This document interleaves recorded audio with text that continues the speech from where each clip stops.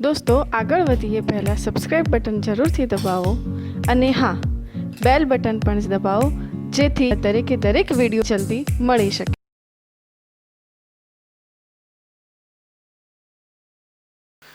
નમસ્કાર વિદ્યાર્થી મિત્રો, આપણે હવે નવી સિરીઝ ચાલુ કરવા જઈ રહ્યા છીએ. જેઈઈ નીટનો આખો સિલેબસ જે આપણે જેઈઈ નીટ લેવલે ભણાવીશું. તો એમાં આપણે સેકન્ડ ચેપ્ટર ચાલુ કરીએ છીએ. ફર્સ્ટ ચેપ્ટર આપણું મોટા ભાગે પૂરું થઈ ગયું છે, તો સેકન્ડ ચેપ્ટરથી સ્ટાર્ટ કરીએ. તો બીજું ચેપ્ટર જેનું નામ છે સ્થિત વિદ્યુત સ્થિતિમાન અને કેપેસિટન્સ. હવે અહીંયા આગળ તમે જ્યારે મારા એનસીઈઆરટીનો જ્યારે વિડીયો જુઓ છો તો એમાં આવેલા ડાઉટ અને એ જે આજે જે હું લેવાનું છે first to fifth lecture 5 lecture સુધીનું જે છે ને એનું એકવાર હાઇલાઇટ લઈ લઈએ અને એના આધારિત જેઈઈ નીટના કન્સેપ્ટ તમને સમજાવીશું. ઓકે, તો અહીંયા જ્યારે તમે યાદ કરશો તો પહેલાં જે તમને હાઇલાઇટ સમજાવવામાં એને ખાસ યાદ રાખજો, કારણ કે એના આધારે તમે શોર્ટ ટ્રીકથી દાખલા ગણી શકશો અને ફટાફટ તમને આવડશે. ઓકે, તો આપણે સ્ટાર્ટ કરીએ આપણું ફર્સ્ટ. જો પહેલો તો સ્થિત વિદ્યુત સ્થિતિમાન અને કેપેસિટન્સ. વિદ્યુત સ્થિતિમાન, એમાં સ્થિતિમાન શબ્દ આવે છે. ક્યાંય સ્થિતિમાન શબ્દ સાંભળ્યો છે તમે લોકોએ? યાદ છે? ગુરુત્વ સ્થિતિમાન યાદ છે ને? ધોરણ 11માં ગુરુત્વ સ્થિતિમાન. ગુરુત્વ સ્થિતિમાનમાં એવું હતું કે પૃથ્વી સપાટી અને એની આસપાસ આવતા જે દાખલા તરીકે આ ગુરુત્વાકર્ષણનો ફોટો છે અહીંયા. ચાલો આપણે આને લઈ લઈએ બોર્ડ પર.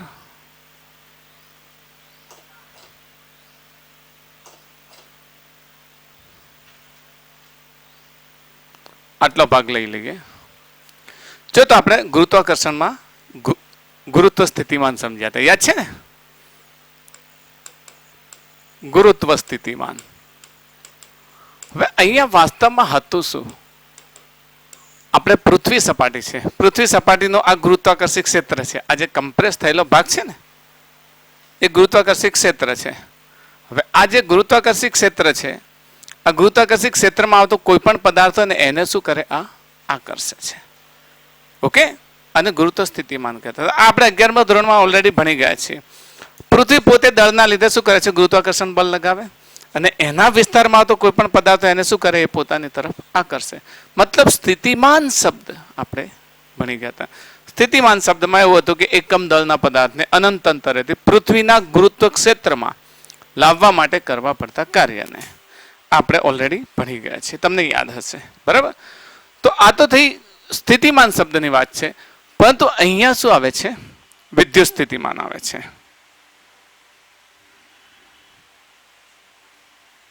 અહીંયા વિદ્યુત સ્થિતિમાન આવે છે.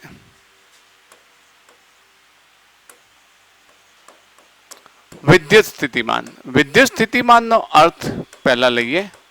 ઓકે ને? એમાં પણ કયું? સ્થિત. સ્થિત શબ્દનો અર્થ છે સ્થિર. આપણે પહેલા ચેપ્ટરમાં ભણી ગયા છે, ખબર છે? પહેલા ચેપ્ટરમાં આપણે વિદ્યુત ભારોને કેવા રાખ્યા હતા? સ્થિર રાખ્યા હતા. તો સ્થિત વિદ્યુત સ્થિતિમાન ઇલેક્ટ્રોસ્ટેટિકનું ચેપ્ટર છે. તમારે જેઈઈ નીટમાં જે ફર્સ્ટ ચેપ્ટર છે ઇલેક્ટ્રોસ્ટેટિક, એનો સેકન્ડ પાર્ટ છે આ. તો સ્થિત વિદ્યુત સ્થિતિમાન, વિદ્યુત સ્થિતિમાનનો અર્થ એવો થયો કે આપણે જે પ્રીવિયસ નોલેજ છે એમાં તમને યાદ હશે કે કોઈ પણ પોઝિટિવલી ચાર્જ હોય. ધારો કે મારી પાસે કોઈ પોઝિટિવલી ચાર્જ છે. ઓકે, કોઈ પોઝિટિવલી ચાર્જ છે આ પ્રમાણે. આ પોઝિટિવલી ચાર્જ પોતાની આસપાસના વિસ્તારમાં, યાદ છે ને, શું લગાવે? વિદ્યુત ક્ષેત્ર લગાવે ને. ધારો કે હું પોઝિટિવ ચાર્જ લઉં છું, તો પોઝિટિવ ચાર્જ પોતાની આસપાસના વિસ્તારમાં શું લગાવશે? વિદ્યુત ક્ષેત્ર લગાવશે. અને એના નજીક આવેલા બીજા કોઈ પણ વિદ્યુત ભાર પર, ધારો કે આને પ્લસ ક્યુ લીધો, તો બીજો કોઈ વિદ્યુત ભાર હોય, જો એ પોઝિટિવ હશે તો એના પર અપાકર્ષણ બળ લગાવશે અને નેગેટિવ હશે તો એના પર આકર્ષણ બળ લગાવશે. એનો અર્થ કે વિદ્યુત ક્ષેત્રમાં આપણે ભણી ગયા છે કે આ વિદ્યુત ભાર પોતાની આસપાસ એક ફિલ્ડ ક્રિએટ કરે છે, જેને આપણે પ્રથમ ચેપ્ટરમાં ભણી ગયા છે. શું નામ આપીએ આપણે એને? વિદ્યુત ક્ષેત્ર. યાદ છે? ઓકે, તો વિદ્યુત ક્ષેત્ર, આ વિદ્યુત ક્ષેત્રમાં આવેલા કોઈ પણ વિસ્તારને કોઈ પણ પદાર્થને શું કરે છે? આકર્ષે છે. હવે અહીંયા વિદ્યુત સ્થિતિમાનનો અર્થ સમજીએ એ પહેલા આની અંદર આવતા આપણા જે ટર્મ્સ છે, જે મેકેનિક્સના ટર્મ્સ છે, એ મેકેનિક્સના ટર્મ્સને ખાસ સમજીએ. જેમાં પહેલું જ ટર્મ્સ આવે છે એ આવે છે કાર્ય. ઓકે, કાર્ય. તમે જાણો છો કાર્યની વ્યાખ્યા શું છે? ચલો સૂત્રથી સ્ટાર્ટ કરીએ. W is equals two F into D. Okay, F અને D બંને સદિશોનો અદિશ ગુણાકાર, એટલે આ રાશિ કેવી છે? અદિશ રાશિ છે. આટલી તમે જાણો છો. પરંતુ અહીંયા બળના આધારે કાર્યના બે ભાગ પડે છે. કાર્યના બે પ્રકાર પડે છે. દાખલા તરીકે એક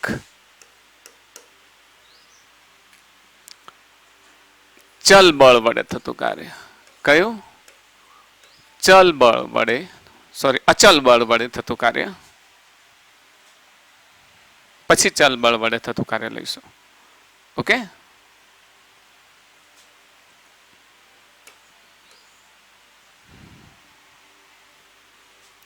અચલ બળ વડે થતું કાર્ય.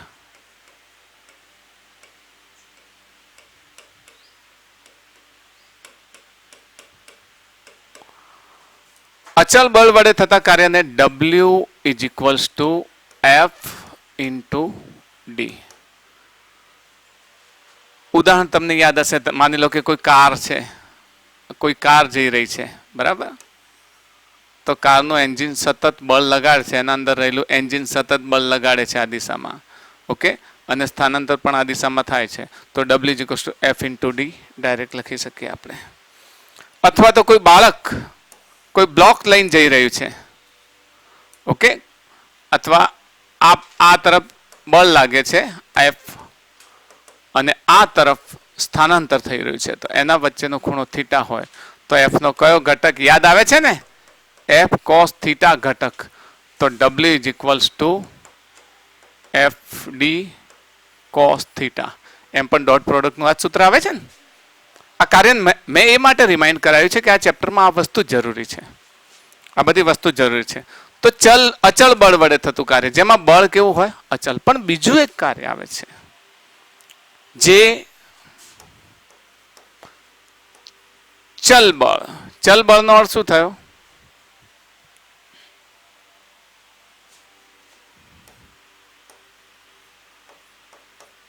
ચલ બળ વડે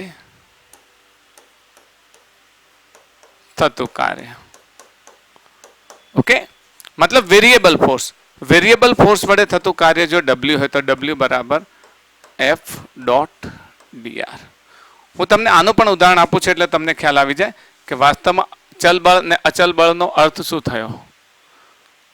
તો ચલ બળ વડે થતું કાર્ય સમજવું છે તો W is equals two F into dr. ઉદાહરણ લઈએ આપણે. મેં લાસ્ટ આમાં ઇન્ટ્રોડક્શનમાં મેં ફર્સ્ટ લેક્ચરમાં તમને ઉદાહરણ પણ આપ્યું છે. ખબર છે, તીર કમાનમાં તીરને થોડું ખેંચેલું હોય ત્યારે તીર થોડું નજીક જઈને પડે, પણ વધારે ખેંચ્યું હોય તો વધારે દૂર જાય ને. તો આટલું સ્થાનાંતર કરાય એ વખત બળ ઓછું હતું, વધારે સ્થાનાંતર કરાય ત્યારે બળ વધુ લાગ્યું, હજુ વધારે સ્થાનાંતર કરાયું ત્યારે બળ એનાથી પણ વધારે લાગે છે. ઓકે, તો વિદ્યુત ભારના સંદર્ભમાં અહીંયા સમજવાનું છે કે ધારો કે તમારી પાસે કોઈ પોઝિટિવ ચાર્જ છે, એક પોઝિટિવ ચાર્જ છે જેને આપણે Q કહીએ. તમે જાણો છો કે એ પોતાની આસપાસના વિસ્તારમાં વિદ્યુત ક્ષેત્ર લગાડે. આપણે એક જ દિશાની વાત કરીએ. અહીંયા મેં બીજો કોઈ એક વિદ્યુત ભાર લીધો સ્મોલ Q. તો આપણે આના દ્વારા લાગતું બળ પ્રથમ ચેપ્ટરમાં ભણી ગયા છે. F ઇઝ ટુ શું થશે કે Q into Q upon R square. Suppose આના વચ્ચેનું અંતર કેટલું છે? R છે. ભણી ગયા છે ને. હવે આ R બદલાય, નજીક આવે તો R ઘટશે, R ઘટે તો બળ વધે, દૂર જાય તો R વધશે, R વધશે તો બળ ઘટે. તો મતલબ અંતર જેમ જેમ બદલાય એમ બળ બદલાય. તો બદલાતું બળ હોય એવા બળને આપણે શું કહીએ છીએ? ચલ બળ. Okay, variable force. તો વેરિયેબલ ફોર્સ વડે લાગતું બળ હોય તો એવા કાર્યને આપણે મોટા ભાગે integration of F into dr. મતલબ શું કરવું પડે? નાના ભાગ કરવા પડે. આ જે વિસ્તાર છે એના શું કરવા પડે? નાના ભાગ કરવા પડે. આ નાના નાના ભાગ કરવા પડે અને પછી એ બધા જ ભાગનો આડીઆર આડીઆર આડીઆર આડીઆર આડીઆર ને આ બધા જ ભાગમાં લાગતો જે બળ છે એ બળનો શું કરવો પડે? સરવાળો કરવો પડે. ને સરવાળો હંમેશા શામાં પરિણમે? સંકલનમાં પરિણમે. એ તમે જાણો છો. તો આ વાત થઈ આપણા વેરિયેબલ ફોર્સની. હવે વાત આવે છે સ્થિતિ ઉર્જા. સ્થિતિ ઉર્જા અંગે તમે જાણો છો ને? સ્થિતિ ઉર્જા, કારણ કે વિદ્યુત સ્થિતિમાનમાં સ્થિતિ ઉર્જાનો શબ્દ આવે છે ને? તો સ્થિતિ ઉર્જા તમે શબ્દ ક્યાં સમજ્યા છો? ઓફકોર્સ કોઈ પણ વસ્તુને તમે ઉપાડો તો એને સ્થાનના સંદર્ભમાં કાર્ય કરવાની ઉર્જા એટલે ખબર છે ને? કાર્ય કરવાની ક્ષમતા સ્થાનના સંદર્ભમાં.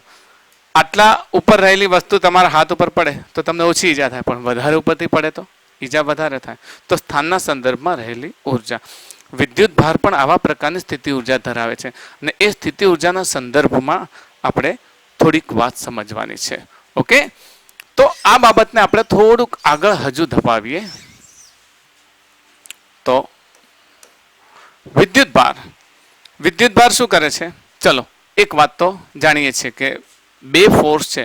એક વિદ્યુત ભાર અહીંયા લઈ લો, ચલો પોઝિટિવલી ચાર્જ. ઓકે, તમારે એવી કલ્પના કરી લેવાની પોતાની બધી બાજુ વિદ્યુત ક્ષેત્ર લગાડે. જાણો છો ને, હું એક જ દિશા જોઈએ છે તો એક જ દિશા જોઈએ તો અહીંયા જો મારી પાસે એક પી બિંદુ હોય ને અહીંયા ક્યુ બિંદુ હોય, પી બિંદુનું અંતર R1 હોય અને ક્યુ બિંદુનું અંતર R2 હોય. પી બિંદુ પર રહેલા કોઈ વીજભાર, ચલો મેં એક આ વીજભાર લીધો છે કે જે વીજભાર આ પ્રમાણે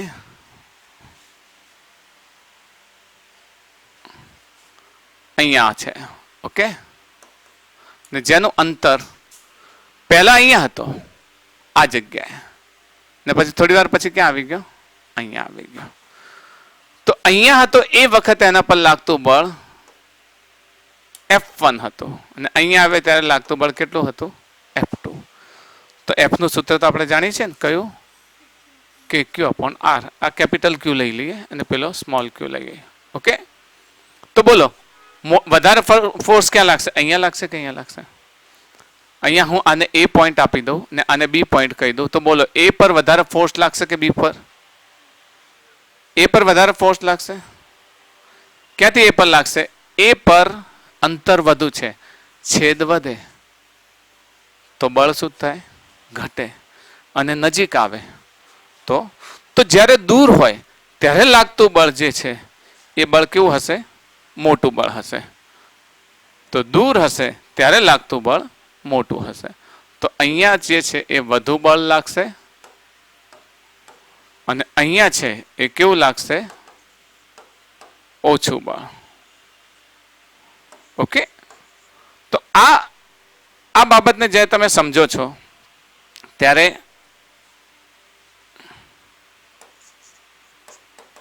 ઓછું બળ.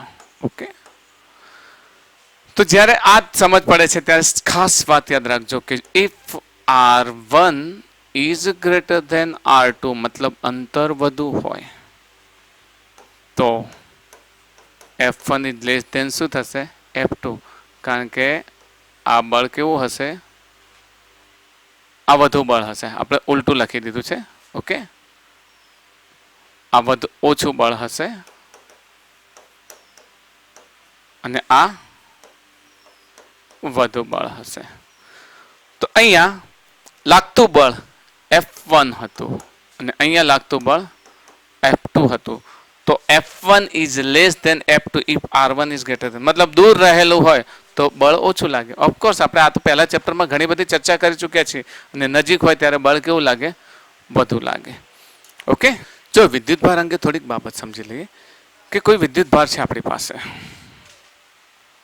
માની લો કે કોઈ વિદ્યુત ભાર છે આપણી પાસે. એક વિદ્યુત ભાર છે કેપિટલ Q અને બીજો વિદ્યુત ભાર છે સ્મોલ Q. હવે આ જે કેપિટલ Q વીજભાર છે એ કેપિટલ Q વીજભાર અહીંયા સીધી રેખામાં સ્મોલ Q વીજભાર છે. ખાસ સમજો. ઓકે, તો આપણે જાણીએ છીએ કે જો બંને પોઝિટિવ ચાર્જ હશે આઈ પોઝિટિવ. તો આ વિદ્યુતભાર આના પર કયું બળ લગાડશે? અપાકર્ષી બળ. એટલે આ એને શું કરશે? ધક્કો મારશે. પણ જો તમે આને બળ લગાવો, આ તરફ આમ બળ લગાવો, તો આ એની નજીક આવશે. આ વિદ્યુતભાર એની નજીક આવશે. તમે ફોર્સ લગાવીને આને એની નજીક લાવો છો તો શું થશે? પેલા તીર કમાન જેવી જ વાત થઈ ને. તમે કમાન પર તીર ખેંચો છો, જેટલું વધારે ખેંચશો એટલું તીરને વિરુદ્ધ દિશામાં ફોર્સ લાગશે. આ વિદ્યુતભાર દૂર જવાની વૃત્તિ ધરાવે છે, પરંતુ તમે એને બળ લગાડી અને વિદ્યુતભારને તમે અહીંયા લાવો છો. સપોઝ તમે વિદ્યુતભારને અહીંયા લાવો છો,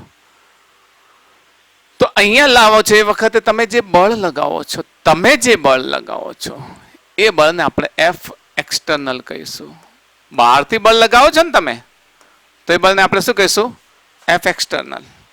એફ એક્સટર્નલની અસર હેઠળ આ વિદ્યુતભારે ધારો કે ડીઆર જેટલું સ્થાનાંતર કર્યું. સમજો, હું તમને જે વાત સમજાવવા માંગુ છું એ વાતને ખાસ સમજજો. ડીઆર જેટલું સ્થાનાંતર કર્યું. હવે વિચારો કે ઉર્જા આની પાસે વધારે હતી કે આની પાસે વધારે છે?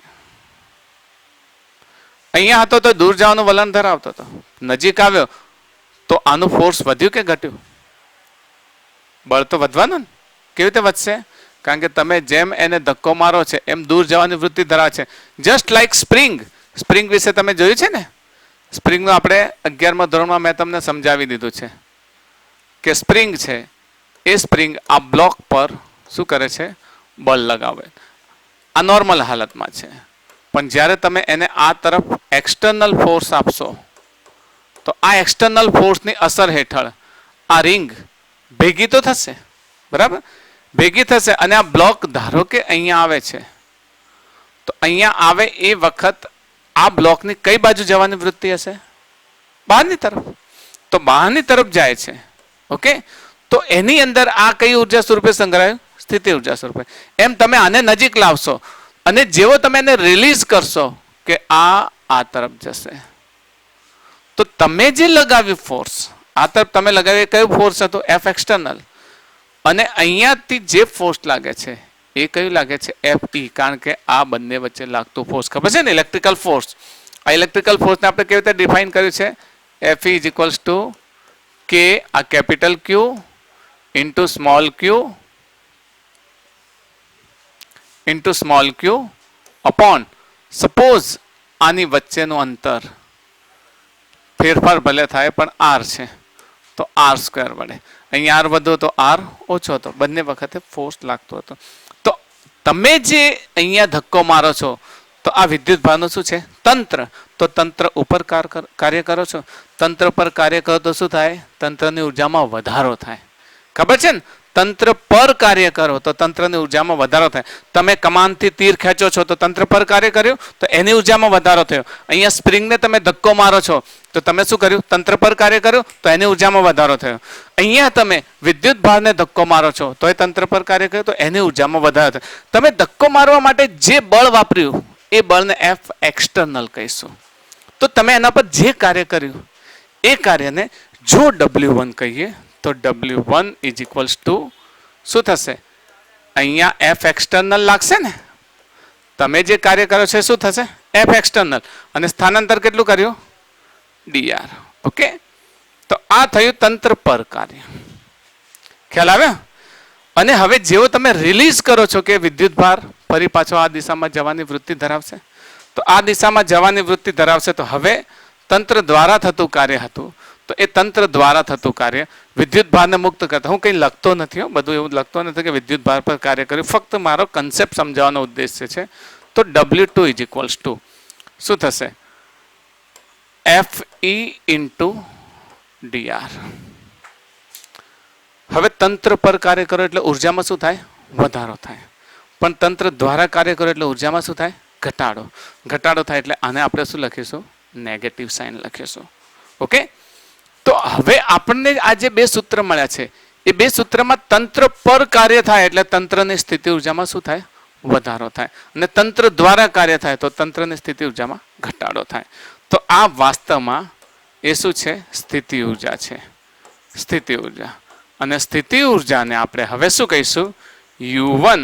તો U1 is equals to f external into DR. Okay, આપણે એનસીઆરટીની થિયરીમાં મેં તમને સમજાવી છે.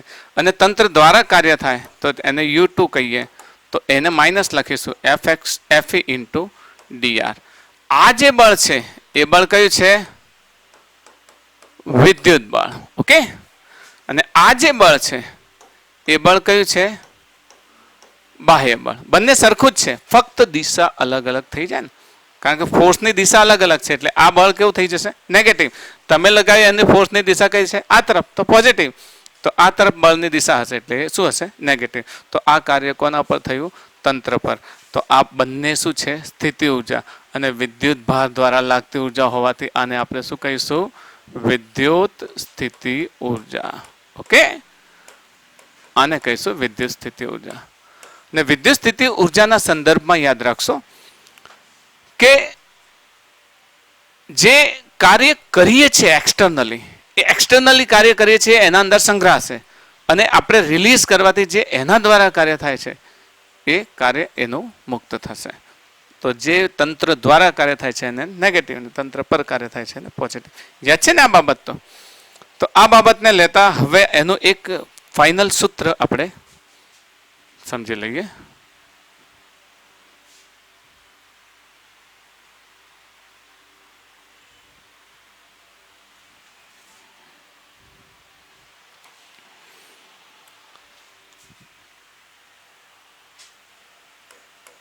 ચલો, એક બીજો શબ્દ આવે છે, યાદ હશે તો,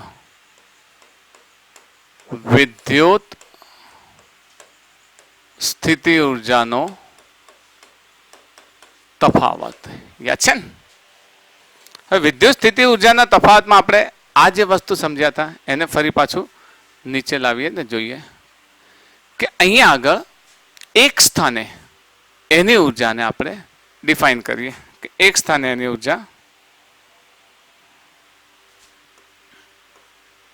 કેટલી હતી? U1 હતી. અને બીજા સ્થાને કેટલી છે? U2. એક વખત એની ઉર્જા U1 છે અને બીજા સ્થાને અહીંયા પછી ઉર્જા કેટલી છે? U2. ચલો એને આપણે નવા સંદર્ભમાં જ લઈએ, કારણ કે અહીંયા આગળ મેં વિદ્યુત સ્થિતિ ઉર્જાના સંદર્ભમાં સમજાવી છે, તો નવા સંદર્ભમાં જ એને યાદ રાખીએ.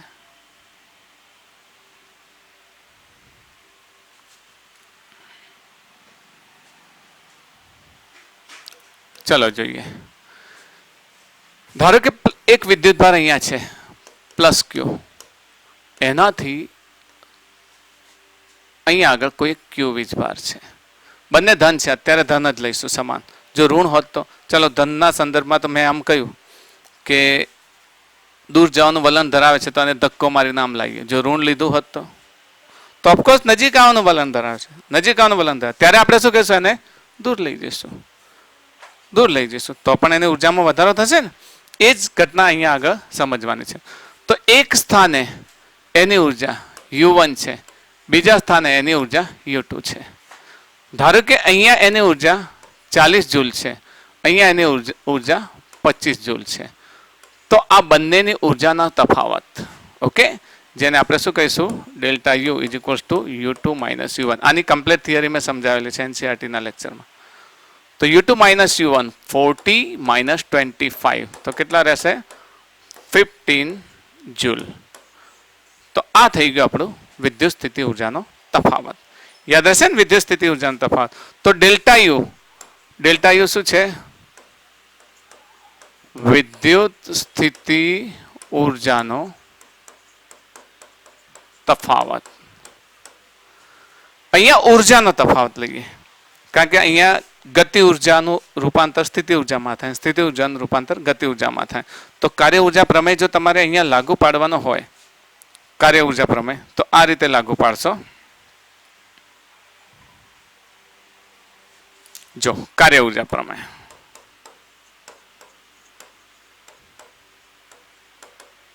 કાર્ય ઉર્જા પ્રમેયનો ઉપયોગ કેવી રીતે કરશો?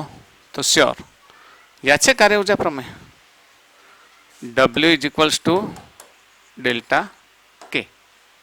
Okay, W is equals to delta K ના સંદર્ભમાં યાદ રાખશો. યાદ છે ને કાર્ય ઉર્જા પ્રમેય? મેકેનિક્સનો ઉપયોગ એમ અહીંયા કેમ કરીએ છીએ ખબર છે? કે હવે વિદ્યુત ભાર દ્વારા થતી જે અસરો છે ને એના કારણે એક વિદ્યુત ભાર તો બળ લગાડે છે પણ બીજા ઉપર અસર થશે. પછી ત્રીજા ચેપ્ટરમાં જઈશું એટલે બંને વિદ્યુત ભારો કેવા થશે? ફરવા લાગશે.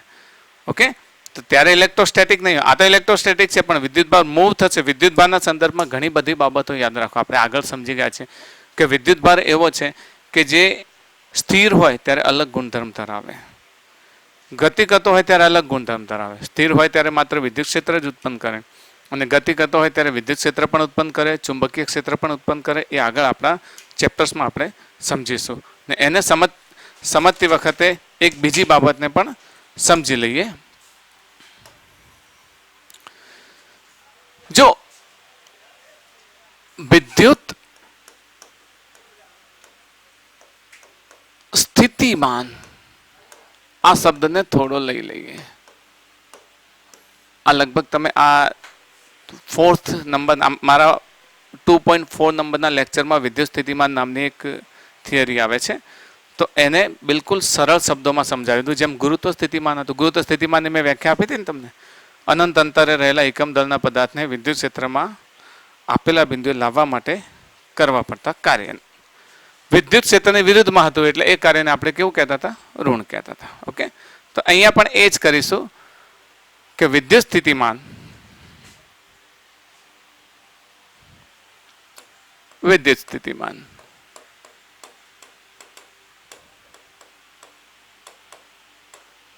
વિદ્યુત સ્થિતિમાન જો કોઈ વિદ્યુત ભાર છે, વારંવાર એક જ જેવી વાત નથી, પણ આ વાત અલગ અલગ સંદર્ભમાં કહું છું.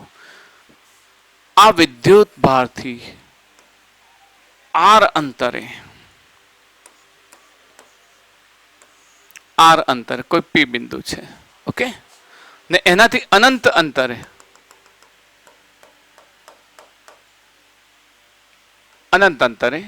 ક્યુ બિંદુ છે. અનંત અંતર માટે આપણે શું કહીશું? ઇનફાઇનાઇટ ડિસ્ટન્સ લઈ લઈએ. અનંત અંતરે પી બિંદુ છે, ક્યુ બિંદુ છે. અહીંયા એક Q = 1 કુલમ વીજભાર છે. Q = 1 કુલમ વીજભાર છે. 1 કુલમ વીજભારને અનંત અંતરેથી ક્યાં લાવો છે? આનું આ વિદ્યુત ક્ષેત્ર છે, આ વિદ્યુત ક્ષેત્રની અંદર છે.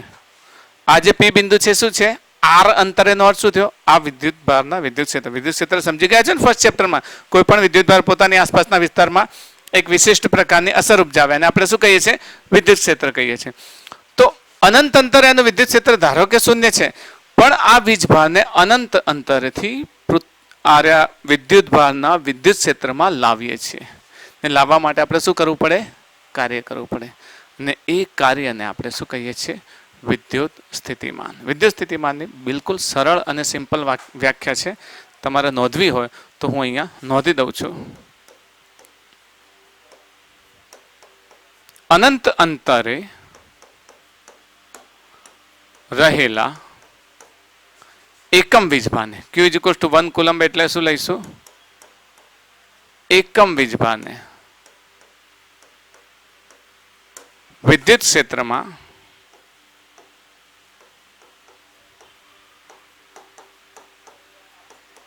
આપેલા બિંદુએ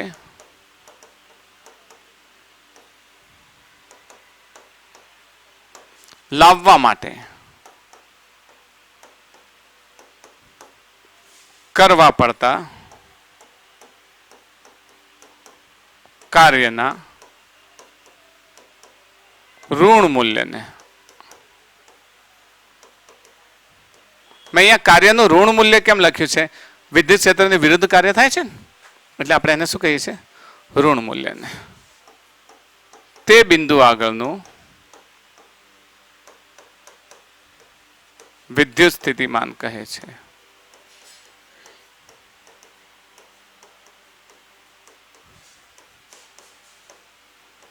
ઓકે, તો વિદ્યુત સ્થિતિમાનની બિલકુલ સિમ્પલ અને સરળ વ્યાખ્યા છે. ચલો અહીંયા આપણે વાત કહીએ કે અનંત અંતરે છે, તો આની ઉર્જા U ઇન્ફિનિટિવ લઈએ. ઇન્ફિનિટિવ આગળ એની ઉર્જા કેટલી છે? U 0 જ થશે સ્થિતિ ઉર્જા. અહીંયા આવશે એટલે UR લઈ લઈએ. UR પર એની ઉર્જા છે કેટલી છે? આપણે હમણાં વાત કરી છે. UR પર એની ઉર્જા ઓફકોર્સ WR લઈ લઈએ ને, કાર્ય કરીએ છીએ ને, કાર્યનું જ રૂપાંતર થાય છે. તો અહીંયા ડેલ્ટા U બરાબર શું થશે? UR - infinity. આપણે આપણા સંદર્ભમાં વાત કરીએ તો વિદ્યુત સ્થિતિમાનનું જે સૂત્ર છે ને એ વિદ્યુત સ્થિતિમાનને ખાસ યાદ રાખજો. વિદ્યુત સ્થિતિમાન એના બરાબર વિદ્યુત સ્થિતિ ઉર્જા ભાગ્યા વીજભાર. ઓકે, અહીંયા ઇનિશિયલી વીજભારને શું કહીશું આપણે? ક્યુ. પછી એક કુલમ લઈએ તો વિદ્યુત સ્થિતિ ઉર્જા કેટલી છે? તો કે ડેલ્ટા યુ. અહીંયા delta you is equals two આપણે લીધું છે કેટલું છે? You are minus you infinity. તો અહીંયા ડેલ્ટા યુ અપોન ક્યુ. તો આને આપણે કહીશું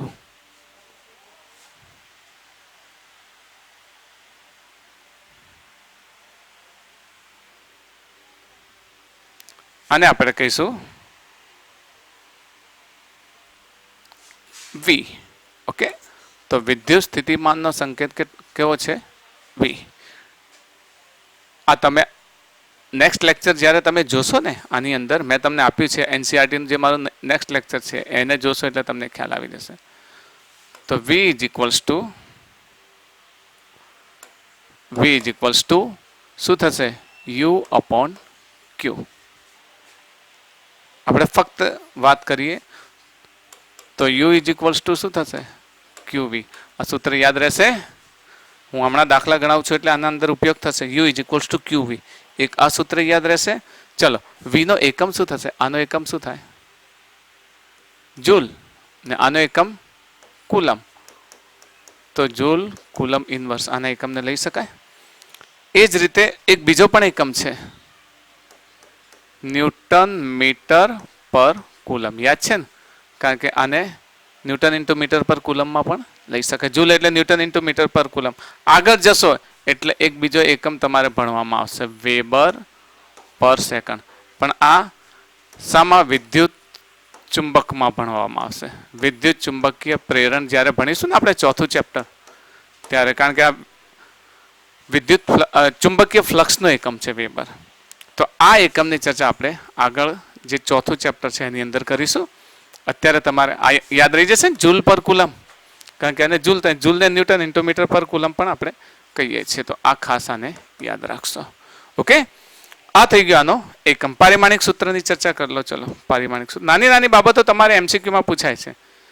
જૂલ અથવા તો ન્યૂટન ઇન્ટુ મીટર. ન્યૂટનને શું કહીએ છીએ? M1 L1 T-2 metre L1. અને આ શું થશે? A into T. યાદ છે ને? A into T. A1 T1. તો શું થશે? M1 L2 T-3 અને A-1. ઓકે, તો આ થઈ ગયો આપણો A-1. આ આપણું પારિમાણિક સૂત્ર થઈ ગયું. તો મોસ્ટ ઓફ આટલી બાબતો જ્યારે સમજશો તો હવે જ્યારે તમે એમસીક્યુને સમજવા માંગશો તો એમસીક્યુ તમે ઇઝીલી સમજી શકશો. તો આપણે થોડાક એમસીક્યુની ચર્ચા કરી લઈએ. જો આપણે એક દાખલો લઈએ. ક્યુ અને -3Q વચ્ચેનું અંતર એ છે. બંને વીજભારોને જોડતી રેખા પર કયા બિંદુએ વિદ્યુત સ્થિતિમાન શૂન્ય હશે?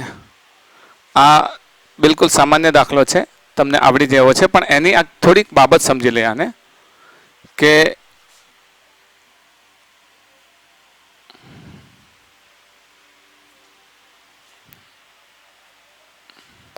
જો એક ખાસ બાબત સમજવાની છે. બિંદુવત વિદ્યુત ભારનો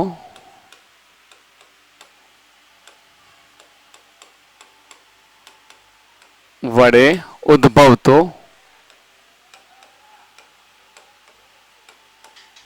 વિદ્યુત ક્ષેત્ર. આ નાની બાબતને તમારે સમજી લેવાની. ધારો કે કોઈ વીજભાર છે અહીંયા આગળ ક્યુ. ઓકે, આ ક્યુ વીજભાર છે. ક્યુ વીજભારથી અહીંયા કોઈ એક બિંદુ આપેલું છે પી. તો પી પર જે વિદ્યુત સ્થિતિમાન લાગતું હોય એ વિદ્યુત સ્થિતિમાનને આપણે વીપી કહીએ. તો વીપી ઇઝ ઇક્વલ્સ ટુ આનું અંતર, પી નું અંતર આર હોય તો વીપી ઇઝ ઇક્વલ્સ ટુ શું થશે? કે ક્યુ અપોન આર. આપણું સિમ્પલ સૂત્ર. કે ની કિંમત તો તમે જાણો છો ને, કે ઇઝ ઇક્વલ ટુ 1/4πε0 અથવા તો કે is equals to 9 × 10⁻⁹ 9 newton metre square પર કુલમ સ્ક્વેર આપણે લઈએ છીએ. હવે આ બાબત સમજી ગયા તો એનો અર્થ કે બિંદુવત વિદ્યુત ભાર વડે લાગતો વિદ્યુત ક્ષેત્ર તમે સમજી શકો છો. પણ કોઈ એક પોઈન્ટ છે, આ એક પોઈન્ટ છે, એની આસપાસ Q1 Q2 Q3 અનેક વીજભારો છે જેને તમે સંપાતપણાના સિદ્ધાંત પ્રમાણે સમજી શકો છો. પેલામાં પણ સંપાતપણાનો સિદ્ધાંત આવતો હતો, ખબર છે ને, બળ લાગતો તો એમાં સંપાતપણાનો સિદ્ધાંત આવતો હતો. તો એ ઘણા બધા વિદ્યુત ભાર વડે, તો આના વડે જો અંતર R1 હોય અને આના દ્વારા લાગતો વિદ્યુત ક્ષેત્ર V1 હોય, વિદ્યુત સ્થિતિમાન અંતર R2 હોય, વિદ્યુત સ્થિતિમાન V2 હોય, આના દ્વારા લાગતું અંતર R2 હોય, R3 હોય અને વિદ્યુત સ્થિતિમાન V3 હોય, તો V ઇઝ ઇક્વલ્સ ટુ જાણો છો ને કે Q1 અપોન R1 પ્લસ કે Q2 અપોન R2 પ્લસ કે Q3 અપોન R3. તો આ થઈ ગયો આપણો સંપાતપણાનો સિદ્ધાંત. એક કરતા વધારે વિદ્યુત ભારો હોય ને, આ એક પોઈન્ટ છે, અને આજુબાજુ રહેલા વિદ્યુત ભાર વડે લાગતું કુલ વિદ્યુત ક્ષેત્ર V હોય તો V બરાબર V1 plus V2 plus V3. આ V is equals two V1 plus V2 plus V3. આને તમે સમજો, થિયરીની અંદર આ બધું ઓલરેડી મેં તમને સમજાવેલું છે, યાદ રહેશે ને આર્ય? તો ચલો હવે આપણે આની વાત કરી લઈએ કે આ વિદ્યુત ભાર છે, એના વડે લાગતું વિદ્યુત ક્ષેત્ર Q1 અને Q અને -3Q વચ્ચેનું અંતર એ છે. તો બંને વીજભારોને જોડતી રેખા પર કયા બિંદુએ વિદ્યુત સ્થિતિમાન શૂન્ય હશે?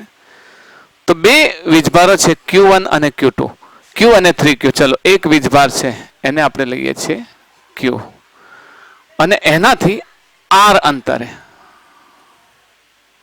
એ અંતર અહીંયા એ આપ્યું છે તો અંતરને આપણે લઈ લઈએ એ અંતર. એ અંતરે બીજો વિદ્યુત ભાર છે જેને આપણે કહીએ છીએ -3Q. ઓકે, ને એના વચ્ચેનું અંતર R છે, એ છે. તો એવું કયું બિંદુ છે કે જેના પર લાગતું સ્થિતિમાન શૂન્ય હોય? હવે યાદ રાખો મિત્રો કે બે વિરુદ્ધ વીજભારો હોય ને, ખાસ સમજો, વિરુદ્ધ વીજભારો હોય તો વિરુદ્ધ વીજભારોમાં બે શૂન્ય પોઈન્ટ મળે. એટલે અહીંયા તમને બિંદુઓએ, પ્રશ્ન શું પૂછે છે? બિંદુઓએ. તો વિરુદ્ધ વીજભારો હોય તો લાગતું વિદ્યુત ક્ષેત્ર શૂન્ય બે પોઈન્ટે મળે. એક તો બંનેની વચ્ચે મળે અને બીજો જે નાનો વીજભાર છે, ચિહ્નને યાદ નહીં રાખીએ આપણે, ચિહ્નને યાદ નહીં રાખીએ, પણ 3Q અને Q, તો જે નાનો વીજભાર છે એની નજીક.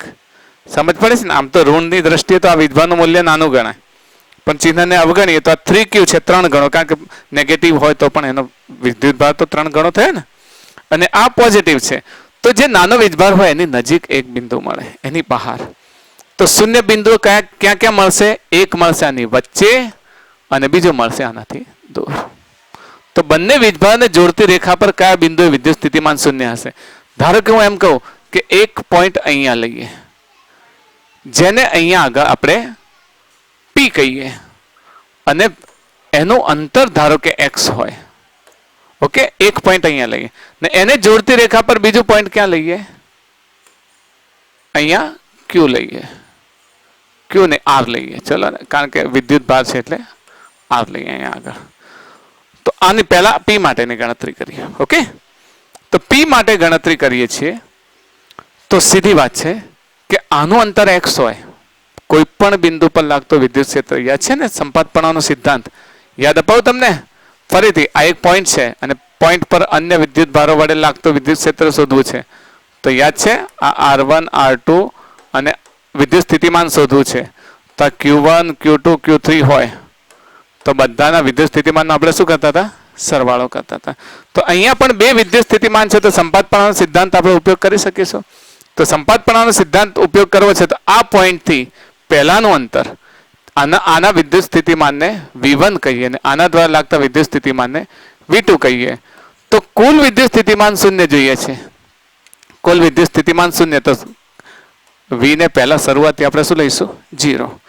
તો સંપાતપણાના સિદ્ધાંત મુજબ V બરાબર શું થશે? V1 પ્લસ V2 થશે.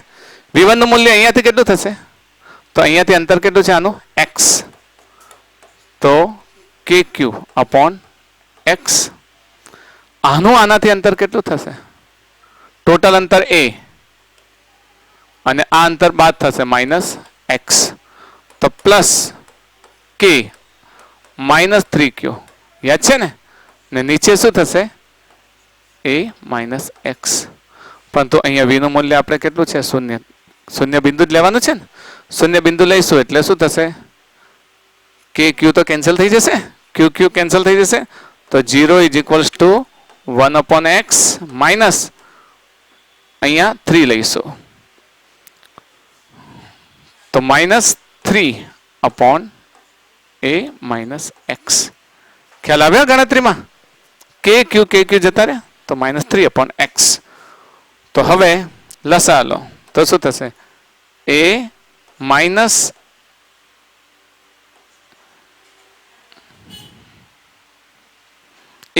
एक्स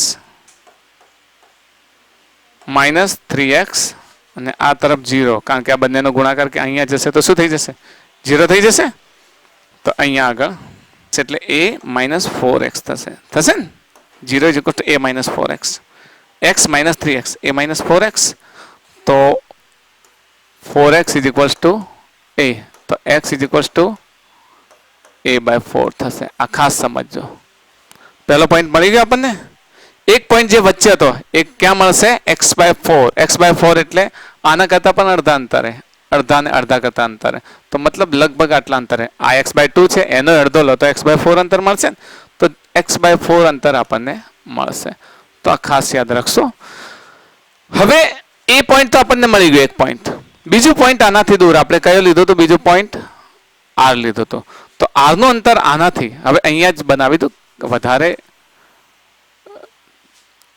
एक वच्चे मळी गयो आ फरीथी आपणो शुं छे q ने अहींयाथी r अंतरे -3q हवे एवुं धारो के अहींयाथी y अंतरे एक बिंदु छे ओके y अंतरे तो आ y अंतर अने अहींयाथी बंने विद्युतभार वच्चेनुं अंतर केटलुं छे ए छे तो हवे आ बिंदुनुं अंतर कारण के एक तो 0 पॉइंट वच्चे मळी गयुं ने आ मेळवी लीधुं आपणे हवे बारनी तरफ होय आ तरफ नहीं है याद रखो एनु कारण शू है कि आ विद्युतभार है ने आ विद्युतभार નું મૂલ્ય એટલું વધારે છે ભલે નેગેટિવ છે પણ એટલું વધારે છે કે આ તરફ કોઈ શૂન્ય પોઈન્ટ બનવા જ નથી દેતો જેમ દૂર જાય આના નજીક રહેલું પોઈન્ટ અને આનાથી દૂર રહેલા પોઈન્ટ બંને વિરુદ્ધ વિદ્યુતભારો વિદ્યુત સ્થિતિમાન ભેગા થશે એટલે શૂન્ય પોઈન્ટ મળશે કઈ મગજમાં બેસે છે મોટો વીજભાર છે એનાથી દૂર જશે કારણ કે v નું સૂત્ર આપણે જાણીએ છીએ v = શું થશે के क्यू अपॉन आर तो आर वधारे होवो जोईए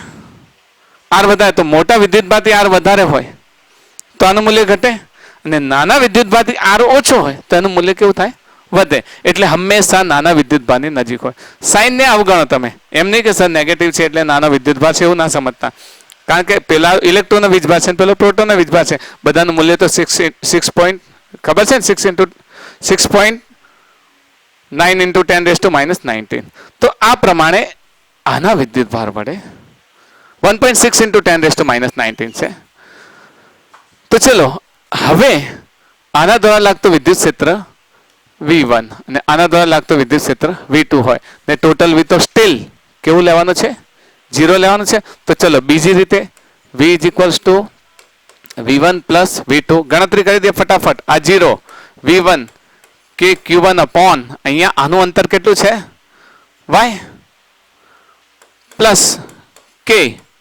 -3q अपॉन आनु अंतर केटलुं थशे टोटल a प्लस y थशे ने तो आनु अंतर थशे a प्लस y तो नीचे गुणाकार तो 0 = k q तो निकली जशे ने Q1 नहीं k q निकली जशे तो k q निकली जशे એટલે 1/y -3 upon a plus y नीचे गुणाकार ऊपर क्रॉस गुणाकार એટલે આ તો જતો રહેશે તો અહીંયા શું થશે a plus y minus 3y okay તો બરાબર a માઇનસ 2y અહીંયા 0 છે this implies that a is equals two શું થશે sorry y is equals two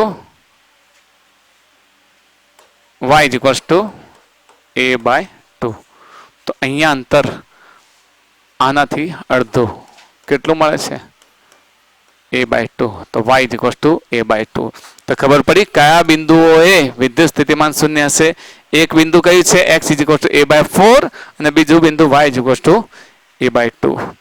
તો આ પ્રમાણે જ્યારે તમે દાખલાઓને ગણશો ને એટલે તમને ખ્યાલ આવશે, સમજ પડે છે ને કે કઈ રીતે. પણ ખાસ યાદ રાખજો કે બે વિરુદ્ધ વીજભારો હોય તો 0 પોઈન્ટ કયા મળે? 2 મળે છે. JEE નીટમાં આવા દાખલાઓ પૂછાય છે. કઈ છે નહીં દાખલાની અંદર, કારણ કે તમને શૂન્ય આપી દીધું છે. પછી તો સંપાતપણાનો સિદ્ધાંત જ લગાવવાનો છે ને. એક પોઈન્ટ વચ્ચે લો, એકનું મૂલ્ય x લો, બીજાનું મૂલ્ય a-x લો, બીજો પોઈન્ટ દૂર લો એટલે y, તો આરામથી તમે મેળવી શકો છો. ઓકે, અન્ય દાખલા આપણે નેક્સ્ટ લઈશું.